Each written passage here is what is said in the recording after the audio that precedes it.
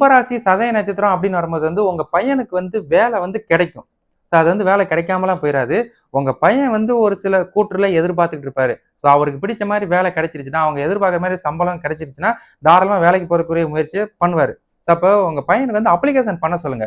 இன்னைக்கு அவங்களுக்கு நல்லா தான் இருக்குது. காரணம் சூரியனோட பார்வையில இவங்களோட ராசி இருக்கிறதுனால, இந்த மாசம் 16ஆம் தேதி வரைக்கும் வாய்ப்புகள் இருக்கு. ட்ரை பண்ண சொல்லுங்க. ஒருவேளை இந்த மாசம் 16ஆம் தேதிக்குள்ள அவங்களுக்கு கிடைக்க தவறிருச்சுன்னா, அடுத்த மாசம் குரு அதிசாரமாகி இவங்களோட தொழில் சார்ந்த 5ஆம் பார்வை பார்க்கிறதுனால, டிசம்பர் 12ஆம் தேதி வரைக்கும் அவங்களுக்கு ஒரு வாய்ப்பு இருக்கு. அப்ப அவங்களுக்கு இன்னைக்கு செப்டம்பர், அப்புறம் அக்டோபர், நவம்பர், டிசம்பர் இந்த 3 மாசம் எடுத்துக்கிட சொல்லுங்க. இந்த 3 மாசம் ட்ரை பண்ண சொல்லுங்க. நல்ல ஜாப் கிடைச்சா மட்டும் போக சொல்லுங்க. ஏன்னா அவசரப்பட்டு அங்க போய்க்கிட்டு, அங்க கஷ்டப்பட்டுக்கிட்டு, பிடிக்காத வேலைய செஞ்சுக்கிட்டு, அது போக சம்பளம் குறைவா எடுத்துக்கிட்டுன்னு ரொம்ப ஸ்ட்ரெஸ் ஆகுறதுக்கு அவங்கள தேட சொல்லுங்க. ஒரு 10, 15 கம்பெனி அப்ளிகேஷன் பண்ண சொல்லுங்க. நல்ல கம்பெனி அமைஞ்சிருச்சு அப்படின்னா, கண்டிப்பா அவங்கள வேலைக்கு போக சொல்லுங்க. அப்பதான் அவங்க நிரந்தரமா, அவங்க லாங் லாஸ்டிங்கா அவங்க இருப்பாங்க. அப்ப அவங்களுக்கும் ஒரு பிரைட் ஃபியூச்சர் இருக்கும்.